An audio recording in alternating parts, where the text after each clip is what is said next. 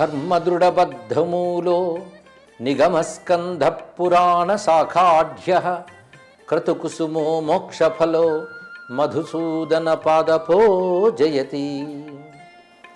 శివాయ గురువే నమః. శ్రీమాత్రే నమః. శ్రీ విష్ణురూపాయ నమః శివాయ. ఈటీవీ లైఫ్ ఆధ్యాత్మిక ఛానల్ తమసోమ జ్యోతిర్గమయ జీవన వేదం కార్యక్రమానికి స్వాగతం.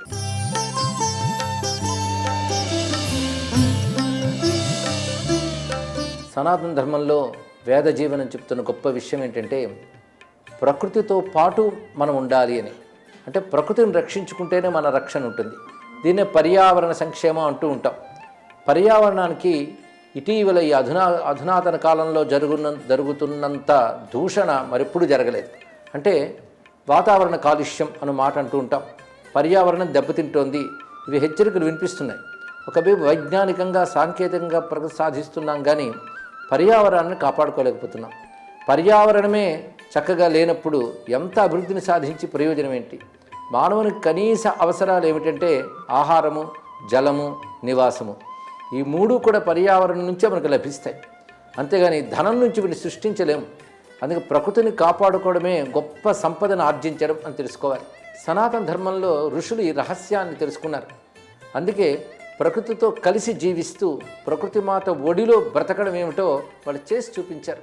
ఈ విషయాన్నే రవీంద్రనాథ్ ఠాగూర్ చాలా చక్కగా తెలియజేశారు. ప్రకృతికి మానవుడికి మధ్య వంతెన నిర్మించాలి, కానీ గోడలు నిర్మించకూడదు ఒక మాట అన్నారు. గోడలు నిర్మించామంటే బంధం తెగినట్లే. వంతెన అంటే ఒకరికొకరికి ఉపకారం ఉండేటట్టుగా అనుబంధం ఏర్పరచుకున్నట అనే విషయాన్ని చెప్తూ ప్రకృతితో కలిసి జీవించడమే తెలివైన జీవనం.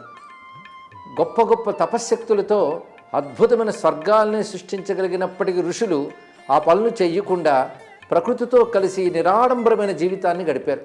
అసలు మనశ్శాంతి అనేది నిరాడంబరమైన జీవితంలోనే ఉంటుంది. ఆడంబరాలకు పోయి ఏవేవో సంపాదించాలని వెళుతూ ఉంటే వ్యక్తికి ఆయాసం మిగులుతుంది. చిట్ట చివరికి సంపాదించనివి అనుభవించగలిగే దృఢత్వం శరీరానికి ఉండదు. అలా కాకుండా ప్రకృతితో కలిసి ప్రాకృతికమైనటువంటి జీవితం గడిపినట్లయితే శారీరక పుష్టి, మానసిక తుష్టి, ఆయుర్వృద్ధి అన్నీ లభిస్తాయి. ఇవి అందరూ చేసి చూపించారు. అందుకే యోగులు, ఋషులు మొదలైన వారి గురించి చూసినప్పుడు వారు ఆ ప్రకృతిలోనే ఉంటూ సాధన చేసుకుంటారు. భౌతికంగా అద్భుతమైనటువంటి ఆరోగ్యము, శాంతి సంపాదిస్తారు. పరమార్థత ముక్తిని కూడా పొందగలుగుతున్నారు. అందుకే ప్రకృతి బుద్ధిశక్తిని వికసింపజేస్తుంది కూడా. ఆకుపచ్చతనం బాగా ఉన్నటువంటి అరణ్యాల్లో, చెట్లు చేమల్లో ఉంటే బుద్ధిశక్తి వికసిస్తుంది, సృజనాత్మకత పెరుగుతుంది అని వైజ్ఞానిక పరిశోధన కూడా తెలియజేస్తున్నాయి. దీన్ని బట్టి అద్భుతమైన వేదాది శాస్త్రాలను ఆవిష్కరించిన ఋషులు అటువంటి తపోజీవనాన్నే గడిపారు. ఇది తెలుసుకోవాల్సింది. ఈ నగర జీవనం, ఇంకా జానపదాలు అంటే పల్లెలు మొదలైనవి, ఇక్కడ జీవించే వారందరూ కూడాను ఒక విధంగా ప్రకృతికి దూరంగా ఉన్నట్టు కనిపిస్తున్నప్పటికీ ప్రకృతిని సద్వినియోగపరుచుకుంటూ ప్రకృతితో అనుబంధం కలిగి జీవించారు. మొత్తానికి ప్రకృతిని చక్కగా కాపాడుకోవాలి, పర్యావరణం పరిరక్షించుకోవాలి. ఎక్కువ ఆదాయాలు కావాలని చెప్పి వృక్షాలను నరికివేయడం, అద్భుతమైన పర్వతాలను కూడా తొలిచివేయడం, ఇవన్నీ చూస్తున్నాం. వీటి వల్ల ఎలాంటి ప్రమాదాలు కలుగుతాయి, వాటిని కాపాడుకుంటే ఎంత క్షేమంగా ఉంటామో భారతీయ వేదశాస్త్రాలు తెలియజేస్తున్నాయి. అంటే వేదశాస్త్రాలు అంటే అర్థం ఏంటంటే వేదమే శాస్త్రం. వేదాన్ని అనుసరించి వచ్చిన స్మృతులు, పురాణాలు ఇత్యాదులు కూడా ఒక సాధారణ భాషలో చక్కగా తెలియజేస్తున్నాయి. అంతేకాదు ప్రకృతితో మనకి ఒక అనుబంధం ఏర్పడాలి. మన అవసరాలు తీర్చేటువంటి జడ పదార్థాలుగా ప్రకృతిని చూడకుండా మనల్ని రక్షిస్తున్న దేవతామూర్తులుగా ప్రకృతిని పరిశీలించారు భారతీయ మహర్షులు. అందుకే అవతారమూర్తులైన రాముడు, కృష్ణుడు కూడా ప్రకృతి పట్ల ఎంతో ప్రేమ చూపించడం మనకి రామాయణ భారతాల్లో కనబడుతుంది. కృష్ణుడు స్వయంగా భాగవతంలో వృక్షాలను పలకరిస్తూ బృందావనంలో సంచరిస్తూ అనుకుంటున్న మాటల్ని చెప్తూ పశ్యైతాన్ మహాభాగాన్ పరార్థైకాంత జీవితాన్ వాత వర్షాతప హిమాన్ సహంతో వారయంతినః అంటున్నారు. ఆ వృక్షాలను చూసి ప్రేమగా నిమురుతూ కృష్ణుడు అంటున్నట్ట. ఇవి మహానుభావులు అన్నాడు. మహాభాగాన్ అంటే మహానుభావుల స్వరూపంతో ఉన్నటువంటి ఈ వృక్షములు పరార్థైకాంత జీవితాన్, ఇతరుల కోసం జీవిస్తున్న ఇవన్నీ కూడా తమ కోసం కాకుండా. అందుకే పరుల కోసం జీవించే మహానుభావులు ఈ వృక్షాలు. ఒక మహా తపస్సులు ఎలాగే తపస్సు చేస్తూ చలిని, వర్షాన్ని, ఎండని తట్టుకుంటారో ఇవాళ తట్టుకుంటున్నాయి.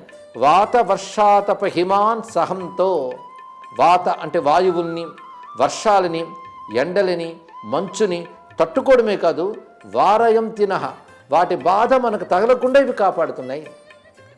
అహో ఏషాం వరం జన్మ సర్వప్రాణ్యుపజీవనం.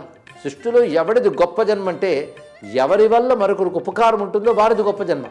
అలా చూస్తే వృక్షములు గొప్ప జన్మ పొందినట్లే. అందుకే వరం జన్మ అహో ఏషాం, వీటి జన్మ ఎంత గొప్పదో ఆశ్చర్యంగా ఉంది. సుజనస్యేవ ఏషాం వై విముఖాయాంతి నా అర్థినః. ఒక సత్పురుషుడి ఇంటికి, అంటే గృహస్థు సత్పురుషుడైతే ఆ ఇంటికి వెళ్ళిన వాళ్ళు ఖాళీగా రారు, ఏదో ఒకటి పొందే వస్తారు, నిరాశతో వెనక్కి రారు. అటువంటి వాడే సద్గృహస్థు అవుతాడు. సద్గృహస్థు దగ్గరికి వెళ్ళిన వాళ్ళు నిరాశపడకుండా ఏదో పొంది వస్తారు ఎలాగో, అలాగే వృక్షాలను ఆశ్రయించిన వారు ఏదో ఒకటి పొందే వస్తారు. అంటే ఒక సద్గృహస్థు వలె ఇవి కాపాడుతున్నాయి. ఈ చెప్పడంలో సజ్జనుడు ఎలా ఉండాలో కూడా చెప్పడం జరుగుతుంది. సజ్జనుడు తన ఇంటికి వచ్చిన వారిని ఒట్టి చేతులతో పంపడు, ఏదో ఒకటి ఇచ్చి పంపుతట. అంతేగాని వ్యర్థముగా ఏ ఒక్కరు వెళ్ళరు సజ్జనుడి ఇంటి నుంచి. ఈ వృక్షములు కూడా అలాగే తమను ఆశ్రయించిన వారిని ఏదో విధంగా సంతోషపరిచి ఏదో ఇచ్చి వెళతాయి. దీన్ని బట్టి ఎవరికైనా ఏది ఇవ్వడం అనేటువంటిది గొప్ప జీవితం. ఆ జీవితం వృక్షాల వద్ద కనబడుతుంది. పత్ర పుష్ప ఫలఛాయా మూల వల్కల దారుభి గంధ నిర్యాస భస్మాభిస్తోక్మై కామాన్ వితన్వతే. చెట్లు ఎన్ని విధాలుగా అంటే పత్రాలు, పుష్పాలు, ఫలాలు, మూలములు, చివరకు వాటి యొక్క కొమ్మలు, బెరడు, వాటి నుంచి వచ్చే సువాసన, ఇవన్నీ కూడా మానవులకు ఉపకరంగా ఉన్నాయి. కనుక నిలువెల్లా పరోపకార బుద్ధితో ఉన్నటువంటివి వృక్షములు అని చెప్తూ, వృక్షములు నాటుట అనే దాని గురించి మన పురాణములు అద్భుతమైన విషయాలు చెప్తున్నాయి. ఇప్పుడు చెట్లు నాటండి, వృక్షో రక్షిత రక్షిత అంటున్నామే, వీటి మూలాలన్నీ వేదాది సంస్కృతులు ఉన్నాయి. అదృష్టవశాత్తు భారతదేశంలో ఉన్నటువంటి ప్రత్యేక వృక్షజాతులు విశేషంగా ఉన్నాయి. మిగిలిన దేశాలు కూడా మంచి మంచి వృక్షాలు ఉన్నాయి, అందులో సందేహం లేదు. కానీ మనం భారతదేశం గురించి మాట్లాడితే ఆసేతు, సీతాచలం అనేక ఔషధి వృక్షాలు ఉన్నాయి. దివ్యమైనటువంటి ఔషధ శక్తులు కలిగినటువంటి మహావృక్షాలు, లతలు, ద్రుమములు అంటే మొక్కలు ఇత్యాదులు ఉన్నాయి. మొక్కలు, పొదలు, తీగలు, వృక్షాలు, ఇన్ని రకాలుగా వృక్షంతో విభాగం చేయాలి. ఇవన్నీ కూడాను ఔషధీ విలువలతో ఉంటాయి. అందుకే దేవతా వృక్షములు ఈ దేశంలో బాగా లభిస్తూ ఉంటాయి. దేవతా వృక్షములు అంటే మర్రి చెట్టు, రావి చెట్టు, మారేడు చెట్టు, మేడి చెట్టు, తులసి ఇత్యాదులన్నీ కూడా దేవతా వృక్షములు. వీటి యొక్క ఔషధ విలువల గురించి వైద్యశాస్త్రం చాలా చెప్తున్నది. వాటిని వివిధ విధాలుగా వినియోగించి ఉపకారం పొందుతున్న వారు కూడా ఉన్నారు. పైగా వాటి సమీపంలో నడయాడినా చాలు దివ్యత్వం మనకు లభిస్తుంది. అది ప్రకృతి నుంచి వచ్చేటువంటి ఒక గొప్ప వరముగా మనం భావించవచ్చు. అయితే ఈ వృక్షాల విషయంలో చెప్తూ, వృక్షము ఆరోపించినట్లయితే అంటే వాటిని పాతినట్లయితే, చెట్లను నాటుట అది కానీ చేసినట్లయితే అనేక దానములు, యజ్ఞములు చేసిన ఫలితం లభిస్తుంది అని పురాణములు చెప్తున్నాయి. వరాహ పురాణం, పద్మపురాణం, బ్రహ్మాండ పురాణం మొదలైనవి, అలాగే భాగవతం, భారతం. ఇక రామాయణం చూస్తే కిష్కింధకాండ, అరణ్యకాండాల్లో రామచంద్రమూర్తి ప్రకృతి యొక్క వైభవాన్ని అద్భుతంగా వర్ణిస్తాడు.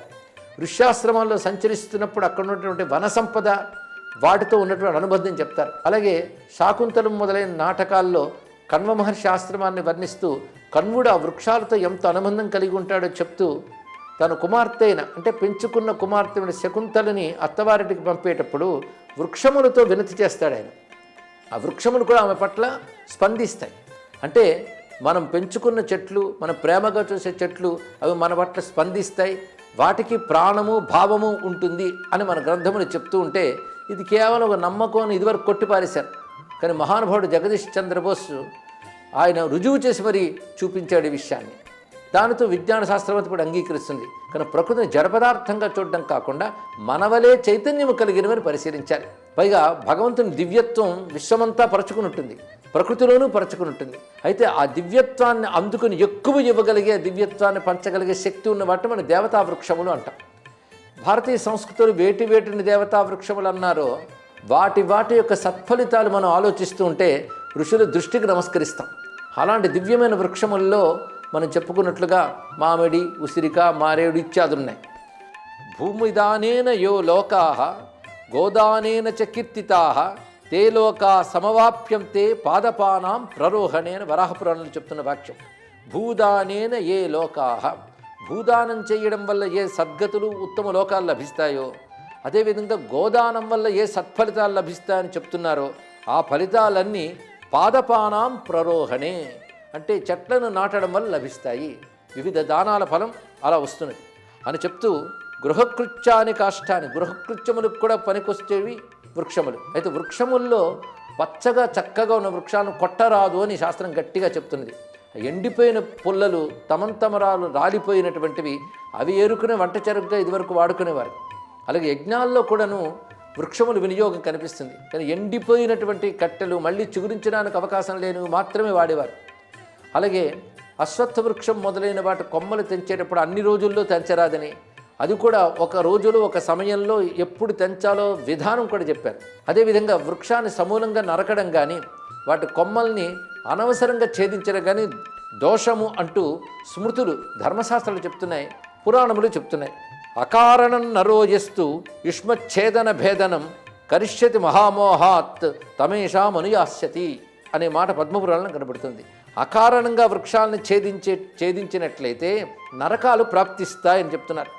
అదేవిధంగా వృక్షాలకు ఎంత ప్రాధాన్యం ఇచ్చారో విశేషించి భవ్యమైనటువంటి నదీ జలాలకి కూడా అంత ప్రాధాన్యం ఇచ్చారు. జలములను కూడా ఎవడు దూషణ చేస్తాడో వాడు మహాపాపగతులను పొందుతాడు అని హెచ్చరిస్తుంది పద్మపురాణం. ఇదే విషయం ధర్మశాస్త్రాల్లో కూడా చెప్పబడుతున్నది. శ్లేష్మ మూత్ర పురీషాని యుష్మాసు ప్రతిమోక్షతి తమేవ యాస్యతి క్షిప్రం తత్రైవచ నివత్స్యతి అన్నారు. ఇక్కడ శ్లేష్మ మూత్ర పురీషాన్ని, శ్లేష్మాన్ని అలాగే మలమూత్రాలని నీటిలో ఎవడు విడిచిపెడతాడో వాడు దుర్గతులు పొందుతాడు అని చెప్తున్నారు. ఇది బాగా తెలుసుకోవాల్సింది. ఎందుకంటే మన దేశంలోనే నదుల వద్ద సరస్సుల వద్ద ఉమ్మడాలు, మలమూత్ర విసర్జన చేయడాలు, అదేవిధంగా అభ్యంగ స్నానములు, తలస్నానాలు, అది కూడా షాంపూలు మొదలుపెట్టి చేయడాలు కనిపిస్తుంటాయి. ఆ మహాపాపములని మన శాస్త్రంలో చెప్తున్నాయి. పుణ్యాలు వస్తాయి తీర్థాల వల్లని ఏ శాస్త్రంలో చెప్తున్నాయో ఇలాంటివి చేస్తే పాపాలు వస్తున్నాయని కూడా చెప్తున్నాయి.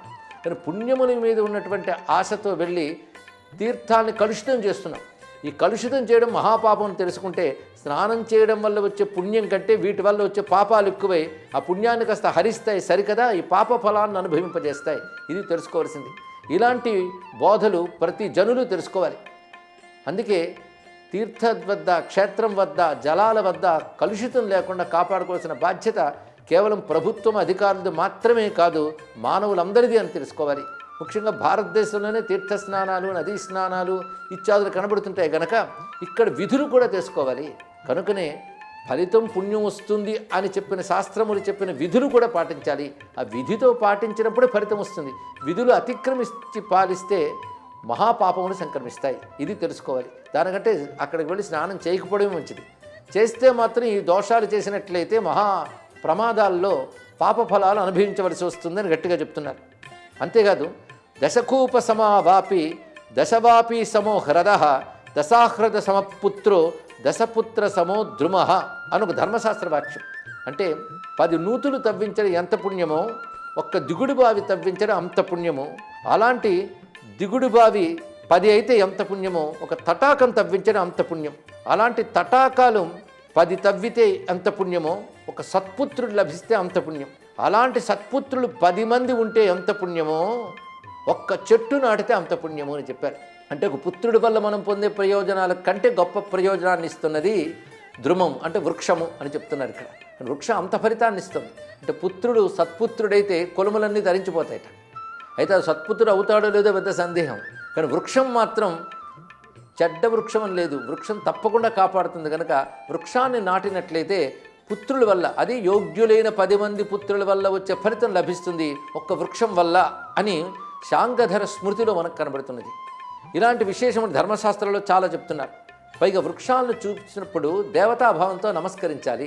ఆ దేవతా వృక్షాలు అన్నప్పుడు ఇక్కడ అశ్వత్థ వృక్షం, అవి ఇళ్లలో మనం నాటుకోలేకపోయినప్పటికీ పెద్ద పెద్ద వనాల్లో, తోటల్లో వాటిని ఏర్పాటు చేయవచ్చు. లేదా అప్పటికే ఉన్నటువంటి వృక్షాన్ని కాపాడుకుంటూ ఉండాలి.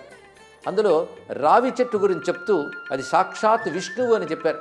మూలే విష్ణు స్థితో నిత్యం స్కంధే కేశవయేవచ నారాయణస్తు శాఖాసు పత్రేషు భగవాన్ హరి ఫలోచ్యుతో నసందేహ సర్వదేవై సమన్విత.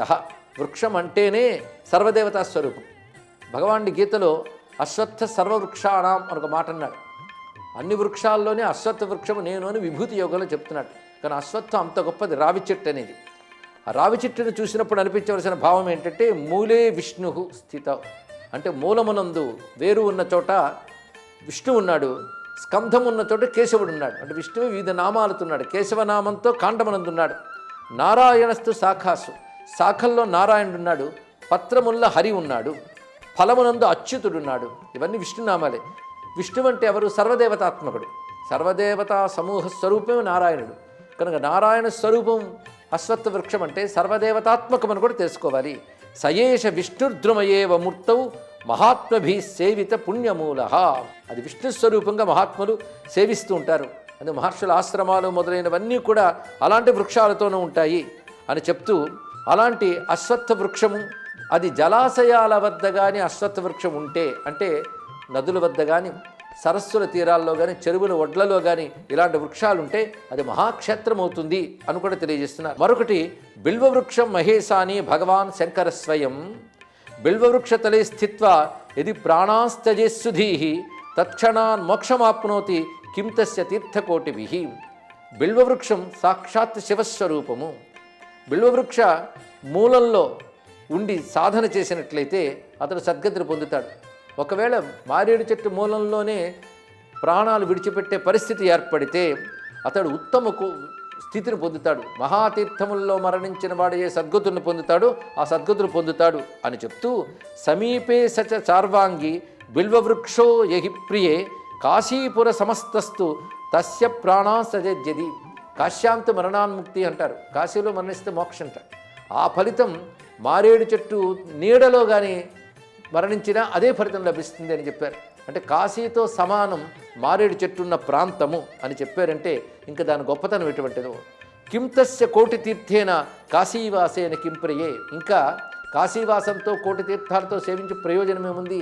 మారేడు చెట్టును సేవిస్తే చాలు అని చెప్తూ, బిల్వవృక్షో మహేశాని సమంతా షోడశకరం మమ జటాస్వరూపం హి పర్ణం జానీహి సుందరి. అక్కడ ఆ చెట్లు ఆకులతో కొమ్మలు విస్తరించినప్పుడు ఆకులతో ఉన్న కొమ్మలు శివుని జటాజూటంగా భావించమని చెప్తున్నారు. పైగా ఆ దళముల యందు, దళము అంటే 3 ఆకులు కలిసి ఉంటాయి, వాటి యందు ఋగ్యజుస్సామ సదృశం, ఋగ్వేద యజుర్వేద సామవేద స్వరూపములు ఆ 3 ఆకుల దళమునందు ఉంటాయి. అందుకే ఆ 3 ఆకుల దళముతోనే శివుని ఆరాధన చేస్తాం. అందుకే శ్రీవృక్షములు దాని మరో పేరుంది. సర్వతీర్థమయో దేవి సర్వదేవమయస్సదా శ్రీవృక్ష పరమేశాని అతయేవ న సంశయ. శ్రీవృక్షం సర్వదేవమయము సర్వవేదమయము అని చక్కగా తెలియజేస్తూ, అలాంటి శ్రీవృక్షము అదేవిధంగా ధాత్రి వృక్షం అంటే ఉసిరిక చెట్టు, తులసి ఈ 3 ఉన్నట్లయితే అది మహాతీర్థమని చెప్పబడుతుంది. వృక్షముల్ని పెంచి పోషించడంలో ఉన్నటువంటి అంశములను అంత చక్కగా చూపిస్తున్నారు. ఇలా బిల్వవృక్షం అని చెప్పడమే కాకుండా వటవృక్షం కూడాను శివస్వరూపంగా చెప్పబడుతున్నది. అందుకే శివస్వరూపం ఎలా ఉంటుందో వటవృక్షం ఎలా ఉంటుందిట. వటవృక్షం శివునుగాను అశ్వత్థం విష్ణువుగాను చెప్తున్నారు. ఈ 2 మహావృక్షములు. అదేవిధంగా ఔదుంబరం, న్యగ్రోధోదంబరో స్వత్థ అశ్వత్థ అనే 3 నామములు మనకి విష్ణు సహస్రనామాలు కనబడుతుంది. న్యగ్రోధ, ఉదుంబర, అశ్వత్థ. ఉదుంబర అంటే మేడి చెట్టు, న్యగ్రోధం అంటే మర్రి చెట్టు, అశ్వత్థము. ఈ 3 కూడా విష్ణు స్వరూపాలుగా చెప్పబడుతున్నాయి. విష్ణువు శివుడు అంటే భగవత్ స్వరూపం అని అర్థం ఇక్కడ. ఆ విధంగా మనకి మేడి చెట్టు అనగానే దత్తాత్రేయ వారు అందరూ గుర్తొస్తారు. ఈ మేడి చెట్టుతో బ్రహ్మాండాన్ని పోల్చడం సులభమైంది. అనేక రకాల పళ్ళతో మేడి చెట్టు ఎలా ఉంటుందో అనేక రకాల బ్రహ్మాండములన్నీ తన యందు కలిగి పరమాత్మలో శోభిల్లుతూ ఉంటాడని వర్ణించారు ఇక్కడ. అది మేడి చెట్టు అంత విశేషమైనటువంటిది. ఇంకా పవిత్రమైనటువంటి పుష్పవృక్షాలు చాలా చెప్పబడుతున్నాయి. ఉదాహరణ శంఖపుష్పి, శంఖ పువ్వులు అంటాం. ఆ తీగలు ఉంటే చాలు అన్ని రకాల వాస్తుదోషాలు పోతాయంటారు. అంత పవిత్రమైనటువంటి పూల తీగలు, పూల చెట్లు వీటిని వర్ణించి చెప్పారు. మహాభారతంలో భీష్ముడు చెప్తాడు, ఇంట్లో మొక్కలు లేనప్పుడు ఆ ఇంటికి దేవతలే ఉండరు అని చెప్పారు ఇక్కడ. కానీ ఏదో ఒకటి, పైగా పుష్పసారం తులసి అన్నారు. అన్ని పుష్పాల సారం తులసి, కనీసం తులసి అయినా ఉంటే దేవతాశక్తులు ఉంటాయని చెప్పారు. అందుకే భారతదేశంలో సనాతన ధర్మానికి చెందిన వారు గృహము అంటే తులసి చెట్టు ఉండి తీరుతుంది. ఆ తులసి ఎంత పెరిగితే అంత భగవచ్చక్తి ఉన్నట్లే చెప్తారు. ఆ తులసి దళముల మహిమ, తులసి మహిమ గురించి కూడా చెప్పారు. అంటే మన పురాణములు వృక్షముల మహిమల్ని చెప్తూ ప్రజల్ని వృక్షారోపణపై ప్రోత్సహించింది. వృక్షముల యొక్క ప్రయోజనాలు పొందేలా చెప్పారు. ఆ విధంగా వృక్షముల గురించి చెప్తూనే జలముల గురించి మన ధర్మశాస్త్రాలు చెప్పిన వాక్యములు మరొకటి ఉన్నాయి. అంబున క్షోభయేదంగై పాదేనోత్సాదయన్నచ నాచరేత్ ప్లవన క్రీడాం న గండూషం జలం క్షిపేత్ అన్యోన్యం న క్షిపేత్ తోయం నదేహమల మృత్సుజేత్. ఇది బాగా తెలుసుకోవాల్సిన అంశం. ఎందుకంటే వినోదం కింద తీర్థాలకు వెళ్ళడం వల్ల వాటి పవిత్ర దెబ్బతింటుంది. ఆ విధంగా ప్రవర్తిస్తున్నారు బాధ్యతారహితమైనటువంటి మానవులు. అన్ని వినోదాలే. పరమపావన గంగా గోదావరి మొదలైన నదుల వద్దకు వెళ్ళేటప్పటికి కూడా వెంటనే అక్కడ బోట్ షికారులు మొదలైనవి చేస్తూ జలాన్ని దూషణ చేస్తున్నారు. అవి పరమ దోషభూయిష్టములైన పనులు అని చెప్తూ సాండిల్య స్మృతి అనే ధర్మశాస్త్రం మనకు చెప్తున్న అంశం ఇక్కడ. అంబున క్షోభయేదంగేహి, నీటిని అందులో తీర్థములను సేవించేటప్పుడు జాగ్రత్తగా ఉండాలి. తీర్థములంటే గంగా గోదావరి కృష్ణవేణి మొదలైన నదులకు మనకు వెళ్ళేటప్పుడు పవిత్రతనిస్తాను కదా తీర్థములను మనం ఆశ్రయిస్తాం. అలాంటప్పుడు ఆ తీర్థాల దగ్గర ఎలా ప్రవర్తించాలి? ముందే చెప్పుకున్న మాలిన్యాలను విడవరాదు. మరొక విషయం ఏం చెప్తున్నా అంటే జలాన్ని క్షోభ పెట్టరాదు. క్షోభ అంటే కలవర పెట్టడం. అంగై అంటే చేత్తో కాళ్లతో కొట్టడం కూడదు. పాదే నోత్సాదయ్యేన్నచ, కొంతమంది నదులు చూడగానే ఒడ్డుకు కూర్చుని కాళ్ళు లోపల పెట్టి కొడుతూ ఉంటారు. అది మహాపాపం. ఎందుకంటే అవి దేవతా స్వరూపాలు. నదీ మాతృకులు దేవతా స్వరూపాలనే భావం. అందుకే కదా గంగా యమున గోదావరి ఎందుకు అంటున్నాం? పవిత్రములైనమని. ఇలాంటి విషయాలు ఎక్కువగా ప్రజలకు తెలియజేయాలి. ప్రజల్లో ఒక జాగరణ జరగాలి. లేకపోతే ఈ దోషాలన్నీ చేస్తున్నారు, పాపాలు మూట కట్టుకుంటున్నారు. కలియుగం పాపాల కాలమే, నిజమే ఒప్పుకుంటాం. కానీ పాపాలు వచ్చే ఫలితాలు అనుభవించగలిగే స్థితిలో ఉన్నామా? దారుణమైన ఫలితాలు ఏర్పడతాయి. ఇది ఒక వ్యక్తికి మాత్రమే కాదు, అలా చేసిన వ్యక్తితో పాటు సమాజంలో అందరూ అనుభవించవలసిందే. ఒకడు చేసినటువంటి దుష్ప్రభావం సమాజం మీద కూడా పడుతుంది. అందుకే ఇలాంటి మాటలు చూస్తుంటే మన సంస్కృతిలో పర్యావరణం పట్ల ప్రజల బాధ్యతని ఎంత చక్కగా బోధిస్తున్నారో తెలుసుకోవాలి. పాదే నోత్సాదయ్యన్నచ, పాదాలతో కొట్టకూడదు, చేతులతో వాటి తట్టకూడదు. అంటే ఈతలు కొడుతున్నట్టుగా పవిత్ర తీర్థాల్లో వెళ్ళరాదు. అంతేకాదు అందులో నచ ప్లవన క్రీడాం. ప్లవన క్రీడ అంటే నౌకా విహారాలు చేస్తూ వినోదాల కోసం పవిత్రమైన నదుల్లో నౌకా విహారాలు ఏర్పాటు చేస్తున్నారు. మాలిన్యాలను అందులో విడిచిపెడతారు. ఇక్కడ పనికి మాలిన ఆహారాలు, వినోదార్థం తినడాలు కూడా కనబడుతున్నాయి. అవి కూడదని చెప్తున్నారు. నా గండూషం జలిక్షిపేత్, అక్కడ స్నానం చేసినప్పుడు నోట్లో పుక్కిలించుకుని ఆ నీళ్లు అందులో ఉమ్మరాదు. అది కూడా దోషమే. స్నానమే చేయడం కానీ పుక్కిలింతకూడదు. అలాంటివన్నీ బాత్రూముల్లో చేసుకోవచ్చు, కానీ తీర్థాల్లో కూడదు అని చెప్తున్నారు. అలాగే ఒకరిపై ఒకరు సరదాగా నీళ్లు జల్లుకోవడం అనేది తీర్థాల్లో చేయరాదు. అన్యోన్య నక్షిపేత్తోయం నా దేహబలముత్సృజేత్, శారీరక మాలిన్యాలు అక్కడ విడవరాదు అని గట్టిగా చెప్పారు. నా కుత్సయేత్ అంబు తీర్థం అన్నారు. అంబు తీర్థం అంటే జలముతో కూడిన తీర్థములను పాడు చేయరాదు. ఇవి ధర్మశాస్త్రం చెప్తున్నది. చిత్రం ఏంటంటే అనేక ధర్మశాస్త్రాల్లో అనేక పురాణాల్లో ఇవే వాక్యాలు కనబడుతున్నాయి. వీటిని తెలుసుకుని మనం జల వనరుల్ని, వృక్ష సంపదని కాపాడుకుంటే అదే నిజమైన భగవదారాధన, అదే ఆధ్యాత్మిక జీవనము. స్వస్తి. ఈ కార్యక్రమాన్ని తిరిగి చూడాలనుకుంటే www.youtube.com/ETV Life Spiritual లో చూడవచ్చు.